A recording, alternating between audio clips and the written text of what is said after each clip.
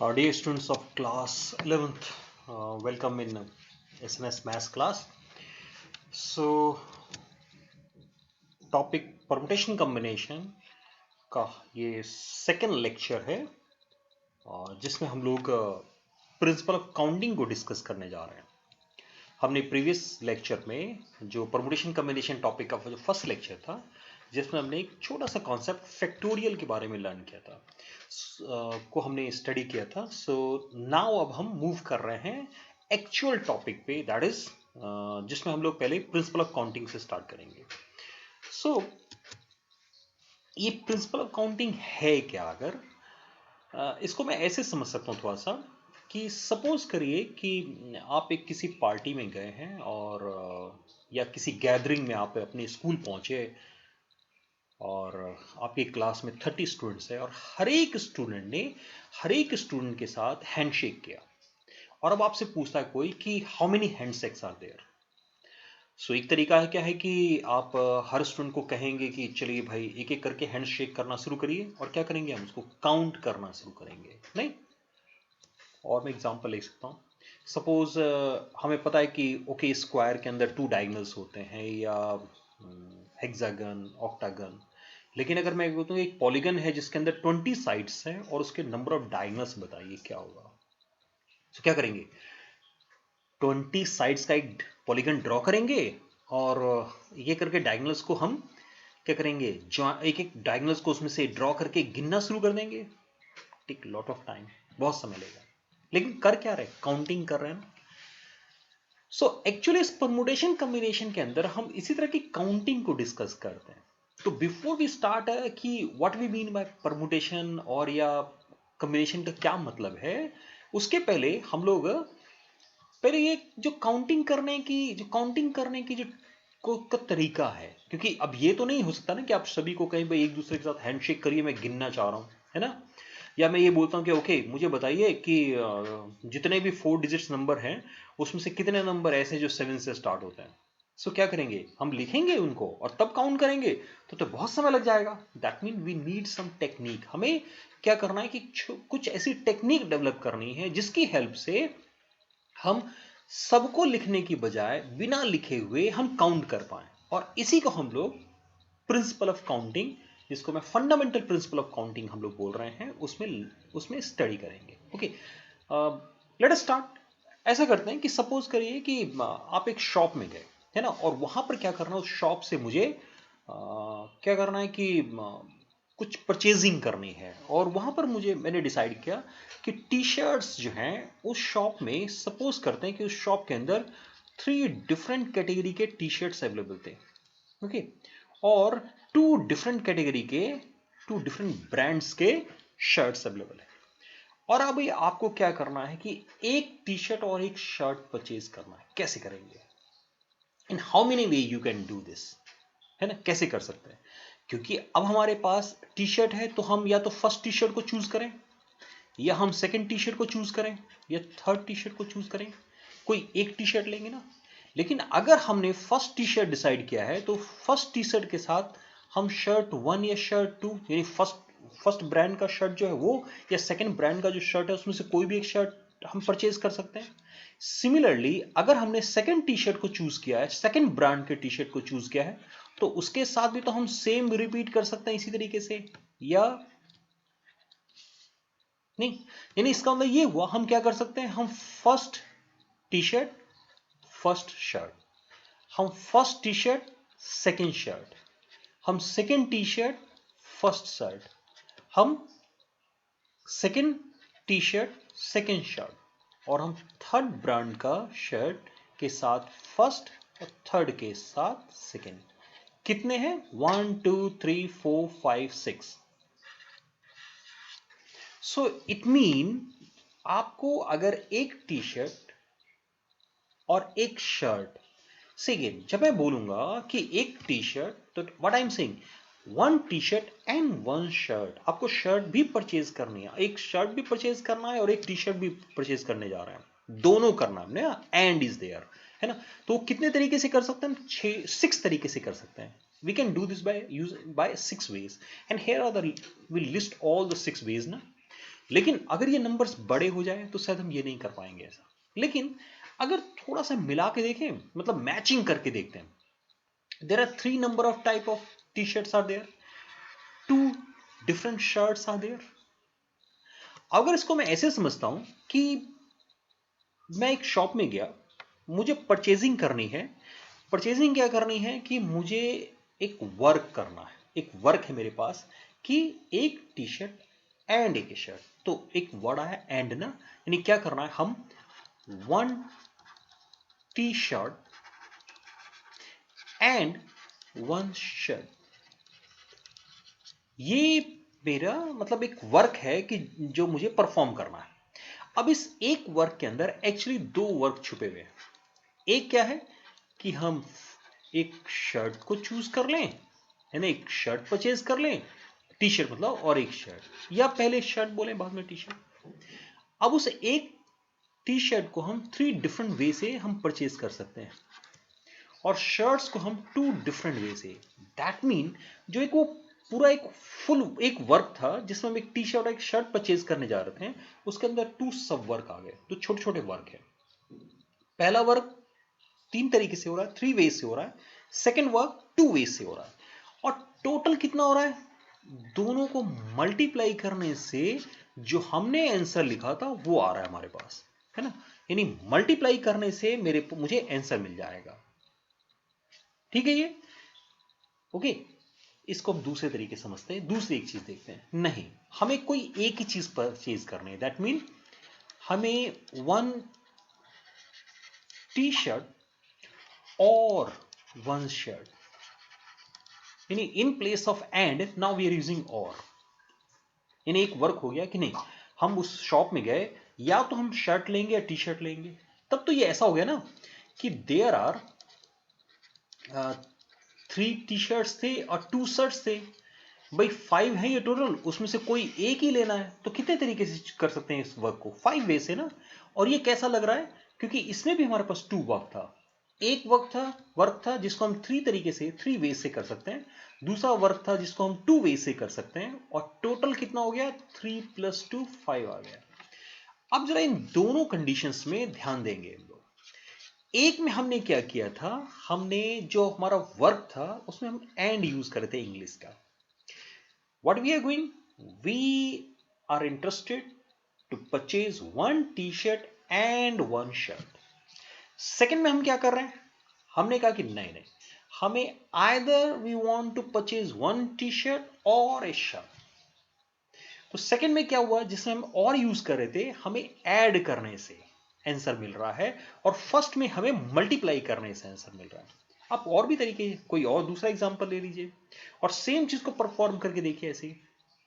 That mean यहां पर हमने 3 और 2 लिया ना, आप थोड़ा इसको बड़ा एग्जांपल लीजिए। लेकिन आप जब बड़ा एग्जांपल भी लेंगे तो क्या महसूस करेंगे, in each and every cases whenever we are using word this and, multiply करने से आंसर आता है। और ऐसे ही जहां भी और वर्ड यूज करते हैं, ऐड करने से आंसर आता है। अगर इस चीज को थोड़ा सा बड़ा बना दे, जनरलाइज कर दें, जनरलाइजेशन से मेरा मतलब है कि सपोज हमें एक वर्क करना है जिसमें एक वर्क m तरीके से होता है, दूसरा n तरीके से होता है, तीसरा p तरीके से होता है। तो वो पूरा वर्क जिसमें m भी होना है, n भी होना है, p भी होना है, यानी और उसी ऑर्डर में ये तीनों वर्क को परफॉर्म होना है। सो total number of ways will be m × p × m × n × p। लेकिन अगर उन तीनों में से कोई एक ही वर्क हमें करना है तो हमारा आंसर m + n + p हो जाएगा। And that is our principal of counting, fundamental principle of counting.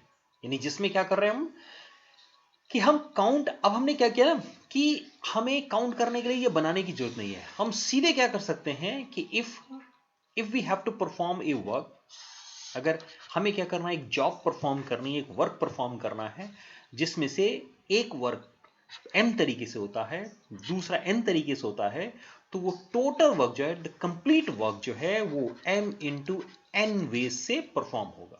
Similarly अगर हमें वो जॉब परफॉर्म करना है जिसमें हम यूज कर रहे हैं वर्ड और का, that mean either of the work हमें परफॉर्म करना है, तो उस केस में क्या करेंगे, हम आंसर लिख देंगे कि m + n is our answer.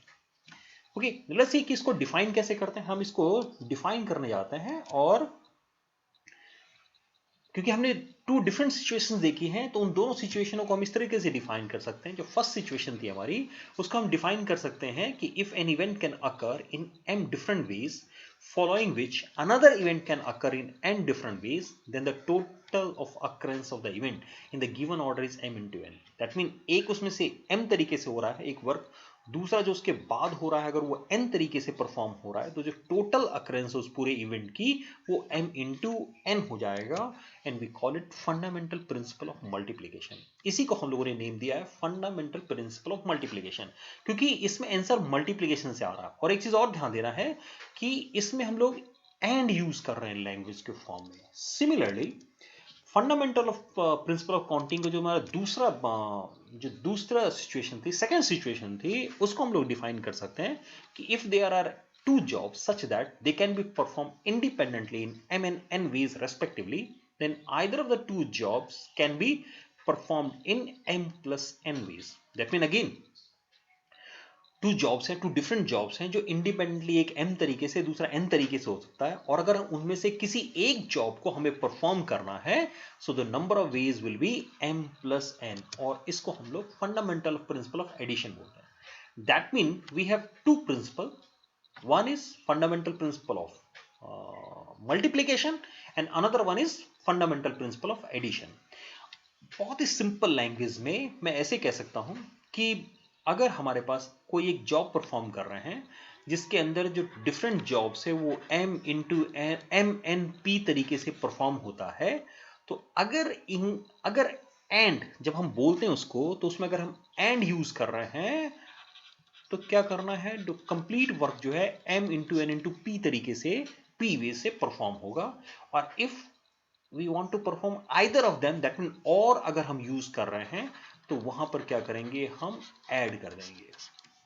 यानी इसको बेसिकली ऐसे याद रख सकते हैं कि जब एंड आए मल्टीप्लाई कर देना, जब और आए ऐड कर देना। लैंग्वेज को जो भी what question is there related with principle of counting, उसको ध्यान से पढ़ना और देखना है कि एंड यूज हो रहा है या और यूज हो रहा है। एंड जहां यूज होता है वहां मल्टीप्लाई करते हैं, और जहां और यूज होता है वहां पर ऐड करते हैं। ये तो थ्योरी पार्ट हो गया। थ्योरेटिकली हमने फंडामेंटल प्रिंसिपल ऑफ काउंटिंग को लर्न कर लिया, हमने स्टडी कर लिया है। So okay, see some of questions. इसके बेस पे कुछ क्वेश्चन सॉल्व करके देखते हैं, और इसके लिए हम लोगों ने एनसीईआरटी की एक्सरसाइज 7.1 को चूज किया है। इस वीडियो में हम लोग एनसीईआरटी एक्सरसाइज सॉल्व कर रहे हैं, और परमुटेशन कॉम्बिनेशन की प्रॉब्लम सॉल्विंग एक्सरसाइजेज जब हम लेंगे तो वहां पर हम जो डिफरेंट जो अदर बुक्स हैं उनके कुछ क्वेश्चनों को भी सॉल्व करेंगे। Okay, so let us start. Here the first question. Question first क्या कह रहा है, दैट मीन क्वेश्चन हमारे प्रिंसिपल ऑफ काउंटिंग पे बेस है। ये बस ध्यान रखना है कि how many 3 digit number can be formed from the digits 1, 2, 3, 4 and 5, assuming that number 1 repetition is not allowed, number 2 repetition is allowed। पहले बता दूं कि repetition is allowed और repetition is not allowed का मतलब क्या है। इसको आप ऐसे समझ सकते हैं कि अगर हमारे पास हमें 3 डिजिट नंबर बनाना है, दैट मीन उसमें कितने स्पेस होंगे, उसमें 3 स्पेसेस होंगे। 3 डिजिट नंबर का मतलब, अब इसे एक नंबर मैंने बनाया 1, 2, 3, सी कोई भी डिजिट रिपीट नहीं हुआ। 123 एक हमने नंबर ले लिया 123, अब इसके अंदर किसी भी डिजिट का रिपीटेशन नहीं हुआ। रिपीटेशन इज अलाउड का मतलब हमने यहां 1 लिया, सपोज हमने नंबर ले लिया 112, अब इस 112 में क्या हुआ, 1 का रिपीटेशन हुआ है। ओके, 123 में किसी भी डिजिट का रिपीटेशन नहीं है, और 112 में 1 का रिपीटेशन है। तो हमारा जो फर्स्ट पार्ट है repetition is allowed, second one repetition is not allowed. That mean जो क्वेश्चंस हमारे जब आएंगे ना प्रिंसिपल ऑफ काउंटिंग के, तो वहां पर इस तरह की कुछ कंडीशंस भी होंगी, तो उन कंडीशन को भी ध्यान रखना है कि कंडीशन के बेस पे हमारे आंसर्स क्या करेंगे, थोड़े बहुत डिफर कर सकते हैं। Okay, so let us come to the solution of this question. आइए इस क्वेश्चन के सॉल्यूशन पे चलते हैं। ओके, अब 3 डिजिट नंबर बनाना है। अब 3 डिजिट नंबर कैसे बनेगा, है ना। 3 डिजिट नंबर बनने का मतलब अगर मैं उसको उस जॉब करने या वर्क करने से कंपेयर कर दूं, तो मुझे क्या करना है, मेरा एक जॉब है, मेरा एक वर्क है कि मुझे एक 3 डिजिट नंबर बनाना है। अब उस एक जॉब में 3 डिजिट नंबर कैसे बनेगा क्योंकि उसमें 3 स्पेसेस हैं और उन स्पेसेस को हम क्या करेंगे, फिलअप करेंगे, भरेंगे, है ना। कैसे भरेंगे, यानी इसका मतलब ये हुआ कि एक स्पेस ये है, ये इधर से स्टार्ट करते हो, first space, second, third, 3 places are there, और इन प्लेसेस को मुझे नंबर से भरना है। How many number I have, n कितने हैं, the numbers available is 1 2 3 4 and 5 ना, that mean we have 5 numbers, 5 numbers are there. अब हम पहले स्पेस में गए, अब मुझे नंबर बनाना है ना, तो मुझे पहले स्पेस पे नंबर्स को पुट करना मैंने शुरू किया। So in how many way I can do this, I can fill up this place by 5 ways. First job, कि हम उस पहले जॉब को 5 तरीके से कर सकते हैं। अब आए हम सेकंड जॉब पे, दैट मीन जिसमें हमें सेकंड स्पेस को फिलअप करना है। अब जब सेकंड स्पेस को फिलअप करने जाएंगे तो क्योंकि रिपीटेशन तो अलाउड नहीं है, अब अगर रिपीटेशन अलाउड नहीं है, इसका मतलब एक नंबर हमने यहां पर रख दिया है ऑलरेडी, वो कोई भी हो सकता है, तो एक नंबर तो कम हो गया हमारे पास। तो इसका मतलब इसको हम क्या कर सकते हैं, इसको हम 4 वेज से कर सकते हैं। और इस थर्ड प्लेस पे जब आएंगे तो क्योंकि हम 2 प्लेसेस को ऑलरेडी फिलअप कर चुके हैं, तो दैट मीन 2 नंबर्स को हमने यूज कर लिया है, तो ये हमारा 3 वे से फिलअप होगा, नहीं, यानी n5 था। Now to form a 3 digit number we have to place numbers at 3 places, हमें 3 प्लेसेस पे उन नंबरों को पुट करना है। ओके, तो हम पहले प्लेस पे, फर्स्ट प्लेस पे क्या कर सकते हैं, हम 5 वे से नंबर को पुट कर सकते हैं। सेकंड प्लेस पे 4 वे से कर सकते हैं। थर्ड प्लेस से हम 3 वे से कर सकते हैं। सो टोटल नंबर्स कितने हो जाएंगे, दैट मीन वो पूरा वर्क कितने तरीके से परफॉर्म होगा। So by principle of counting it is 5 into 4 into 3। See and आ रहा है, मुझे पहले प्लेस को फिलअप करना है, एंड सेकंड प्लेस को फिलअप करना है, एंड थर्ड प्लेस को फिलअप करना है। सो 5 4 जा 20, 3 जा 60। So answer is 60। लेकिन जब हम सेकंड पार्ट में आएंगे तो सेकंड पार्ट में क्या है, अगेन वी हैव 3 प्लेसेस, हमारे पास 3 प्लेसेस है, और अब इन 3 प्लेसेस पे रिपीटेशन इज अलाउड। अब रिपीटेशन अलाउड का मतलब क्या हुआ कि जब हम फर्स्ट प्लेस पे गए तो हमने उसको 5 वे से फिलअप कर दिया, लेकिन जब सेकंड प्लेस पे गए तो हमारे पास वो 5 नंबर्स अभी भी अवेलेबल हैं, यानी हम सेकंड प्लेस को भी उन्हीं 5 नंबर्स को यूज करके दोबारा भर सकते हैं, थर्ड को भी हम 5 वे से भर सकते हैं। सो इट मीन जो हमारा टोटल हो जाएगा वो 5 into 5 into 5, that is 125. So when repetition allowed, answer is 125. Repetition is not allowed, answer is 60. See, जब repetition allowed होता है इसका मतलब आपके पास अगर 5 थिंग्स हैं और वो आप फिलअप करने गए तो पहले प्लेस पे उन 5 में से कोई भी आप वहां पर रख सकते हैं। लेकिन जब सेकंड प्लेस पे जाएंगे तो क्योंकि रिपीटेशन अलाउड है, तो जिस जिस नंबर को आपने पहले प्लेस पे रखा उसको सेकंड प्लेस पे भी रख सकते हैं, तो इसलिए हम माइनस नहीं करेंगे। ठीक है, ये हमारा पहला क्वेश्चन था, फर्स्ट क्वेश्चन। आइए सेकंड क्वेश्चन पे आते हैं। Here is another one. How many 3 digit even numbers can be form from the digit 1 2 3 4 5 6 if the digits can be repeated. अगर डिजिट्स को हम रिपीट कर सकते हैं तो उस केस में in how many way we can do this. So again, how many numbers are there? How many numbers are there? I think someone is calling me, है ना? Okay, someone is calling me. Okay, it's हम लोग class अभी continue करते हैं अपनी। Okay, so now digits are available. Digits क्या है?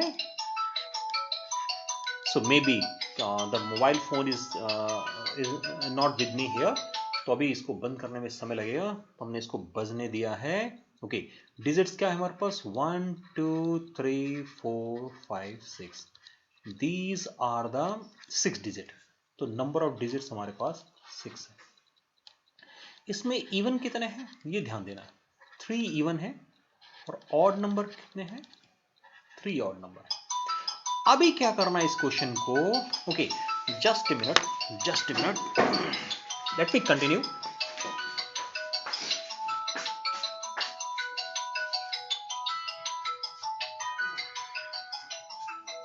हेलो, हाँ जी बोलिए, आवाज नहीं आ रही है मेरा।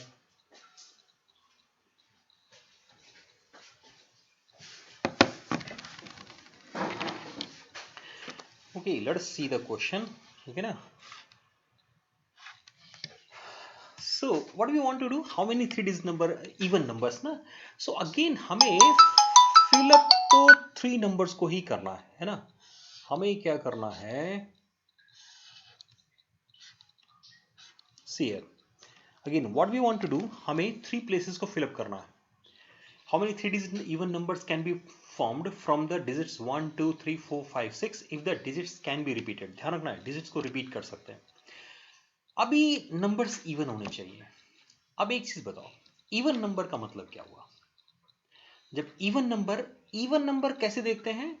ये जो last digit है, अगर ये even होता है, जैसे 42 even नंबर है, ये even होना चाहिए, है ना. 43 ये even नहीं है, तो नंबर इज नॉट इवन. यानी जो लास्ट प्लेस पे जो नंबर आएगा वो नंबर हमारा इवन होना चाहिए, जो लास्ट प्लेस पे ना. इसका मतलब ये हुआ कि जब इस लास्ट प्लेस को फिलअप करने आएंगे तो हमें सिर्फ इन 3 नंबरों को यूज करना है. नहीं, इवन बनाने के लिए हम इस प्लेस को 3 वेज से फिलअप कर सकते हैं. लेकिन जब हम इस प्लेस पे आएंगे तो अब हम देखेंगे कि रिपीटेशन अलाउड है या भाई नहीं है. अगर तो रिपीटेशन अलाउड नहीं है तो जिस नंबर को हमने फर्स्ट प्लेस पे पुट कर दिया उसको छोड़ देना है. लेकिन इसमें क्या कहा है, if the digits can be repeated, digits को रिपीट कर सकते हैं. तो अगर डिजिट को रिपीट कर सकते हैं तो इस प्लेस को हम कितने तरीके से फिलअप कर सकते हैं, 6 वेज से. इसको कितने तरीके से कर सकते हैं, 6 वे से. सिर्फ फर्स्ट प्लेस को हमने 3 वे से, और ये 3 वे से क्यों, क्योंकि इवन नंबर तभी होगा जब लास्ट वाला डिजिट 2 होगा, 4 होगा, 6 होगा. इन तीनों में से अगर कोई नंबर इस प्लेस पे आएगा तब तो क्या होगा, तब तो ये क्या होगा कि इवन होगा, और अदरवाइज ये इवन नहीं होगा. तो इस प्लेस को हम क्या करेंगे, इन 3 में से किसी एक तरीके से इस प्लेस को फिलअप करेंगे. लेकिन बाकी जो दोनों प्लेसेस हैं उनको क्या करना है, हमें उनको हमें 6 वेज और 6 वेज से फिलअप करना है. तो टोटल कितना हो जाएगा, 6 इंटू 6 इंटू 3. बस मल्टीप्लाई कर दीजिए, आंसर आ जाएगा 108 ना.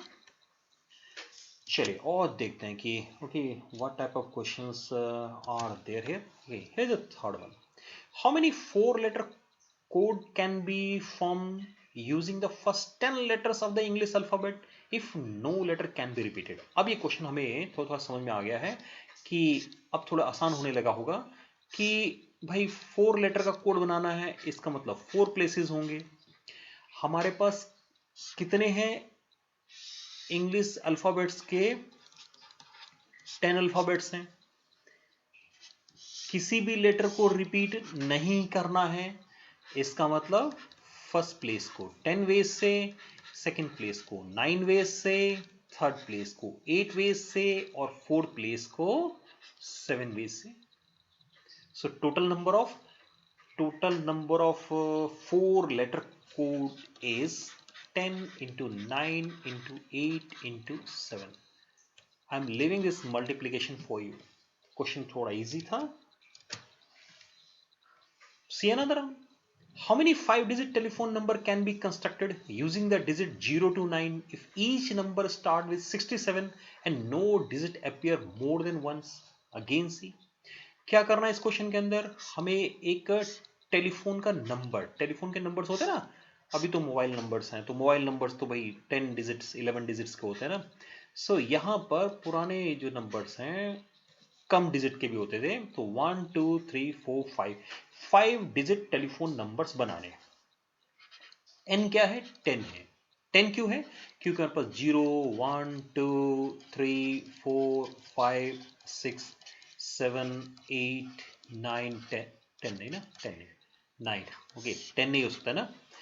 नाउ अब इसने एक कंडीशन इंपोज कर दिया है. कंडीशन क्या क्या है, if each number start with 67, यानी उस टेलीफोन नंबर में पहले 2 प्लेस फिक्स हो गए 6 और 7 से. ठीक, अब इसका मतलब ये हुआ, और क्या कह रहा है कि कोई भी डिजिट एक बार से ज्यादा नहीं आएगा, तो इसका मतलब ये 6 और 7 तो पहले यूज हो गया. तो अब मेरे पास n कितना बच गया, 8. दैट मीन अब इस 8 नंबरों को लेके इन 3 प्लेसेस को हमें फिलअप करना. तो अब हम क्या करेंगे, हम फिलअप करने जाएंगे फर्स्ट प्लेस को 8 वेज, सेकेंड प्लेस को 7 वेज, थर्ड प्लेस को 6 वेज। नहीं, 10 टोटल नंबर था, 2 नंबरों को हमने पहले यूज कर लिया है, 2 नंबर्स को, तो 8 ही ना बच गया है। सो that mean total telephone numbers जो हो जाएंगे वो 6 इंटू 7 इंटू 8, उल्टा बोला मैंने, 8 into 7 into 6। Do this multiplication, you will get your answer. These are some of the examples of principle of counting जो हमने एनसीईआरटी बुक को डायरेक्ट यूज किया है। जैसे इस क्वेश्चन में आ रहा है, एक coin is tossed 3 times and the outcomes are recorded. How many possible outcomes are there? अब देखिए, कॉइन को टॉस करते हैं। अब एक कॉइन में के 2 पार्ट्स होते हैं, एक होता है हेड और एक होता है टेल। नहीं, यानी या तो हेड आएगा या टेल आएगा। यानी कॉइन को हमने टॉस किया। अब हमारा वर्क क्या है? कॉइन को 3 टाइम टॉस करना। तो 3 टाइम टॉस करने का मतलब हम 1 बार टॉस करेंगे, 2 बार टॉस करेंगे, 3 बार टॉस करेंगे। तो हमने पहली बार टॉस किया उसको। तो जब पहली बार हमने फर्स्ट टाइम टॉस किया, so outcomes are, there are 2 outcomes. Second time हमने टॉस किया, 2 आउटकम्स। थर्ड टाइम टॉस किया, 2 आउटकम। और हमें क्या करना है? तीनों बार टॉस करना है। And is there, so total number of outcome is 2 into 2 into 2, that is 8। जहां तक अगर कुछ क्वेश्चन, कुछ स्टूडेंट्स ने कहते हैं कि इन क्वेश्चनों को लिखेंगे कैसे भाई एग्जाम में, तो हम लिख सकते हैं ना। क्या करना है? इसी को लैंग्वेज दे देनी है। एक कॉइन इज टॉस 3 टाइम्स ना, so that mean we have to perform a job, we have to perform a work tossing coin 3 times. So for this we have to toss it first time, second time, third time. So first time toss, outcome, total number outcome is 2. Second time toss, total number outcome 2. Third time of toss, total outcome is 2. So therefore total numbers of outcome is equal to, by principle of counting, 2 into 2 into 2, that is 8. Simple questions हैं, थोड़ा सा logic, simple logic होगा।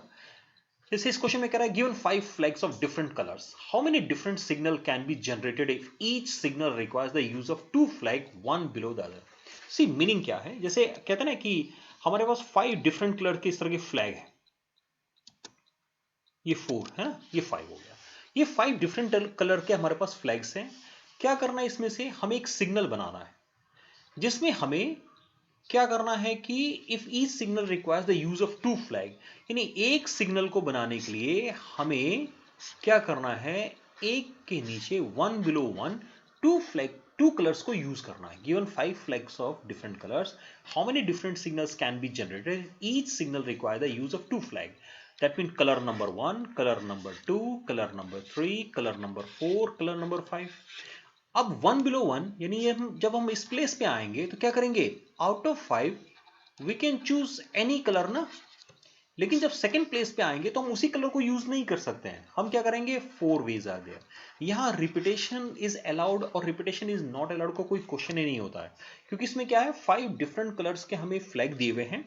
इनमें से 2 colours को eight ए time use करके हमें flag बनाना है। तो जब एक फ्लैग बनाने जाएंगे तो हम इसमें से किसी 2 कलर को यूज करेंगे, 2 कलर्स को यूज करेंगे।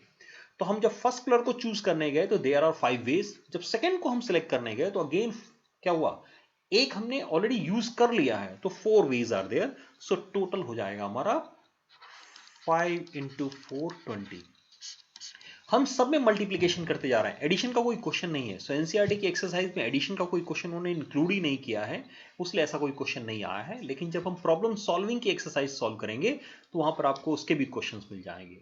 ये समझ में आ रहा होगा कि हम मल्टीप्लाई क्यों कर रहे हैं, क्योंकि in each and every question क्या हो रहा है, जब कहते हैं ना 2 colours, so first colour and second colour, so see since and को यूज करना पड़ रहा है मुझे, that is the multiplication. Okay, so is there any other question? No.